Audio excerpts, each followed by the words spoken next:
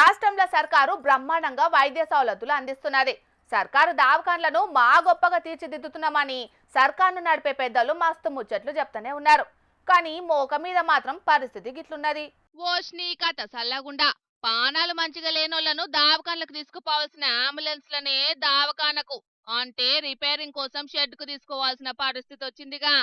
అత్యవసర పరిస్థితి వచ్చినప్పుడే అంబులెన్స్లకు ఫోన్ కొట్టి పానంలో తక్లీఫ్ ఉన్నోళ్లను దావకానికి తీసుకుపోతారు.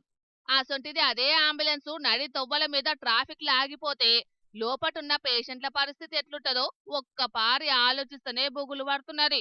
ఎందుకంటే కొన్ని కేసులలో డాక్టర్లు చెప్పే మొదటి ముచ్చట, సారీ అండి, మేం చేయాల్సిన ప్రయత్నాలు అన్ని చేసినాం, కానీ మీరు ఓ 10 నిమిషాలు ముందుగాల తీసుకొస్తే తప్పకుండా బతికించటోళ్ళమని చెప్తుంటారు.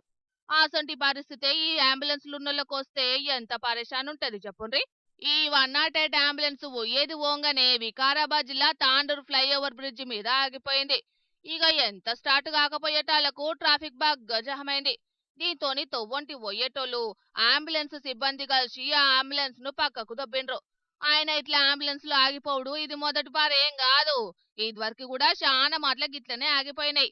అయినా కూడా వీటిని పట్టించుకున్న నాదుడే లేడని కొంతమంది రోగులు బంధువులు కోపానికి వస్తున్నారు. మరిగా ఆరోగ్య శాఖ మంత్రి దామోదర రాజనరసింహ సారు, మీ ఏలువాడిలా అంబులెన్స్ల పరిస్థితి ఎంత అధ్వానంగా ఉన్నదో చూస్తున్నారా? మొన్నటికి మొన్న చేవెళ్ల కాడ జరిగిన బస్సు ప్రమాదంలా జీవిడ్చినోళ్లను సర్కారు దావఖానకు తీసుకుపోయేటందుకు అంబులెన్సులు లేక టోయింగ్ వాహనంలా శవాలను కుప్పలెక్కనే వేసుకొని పోయినరు.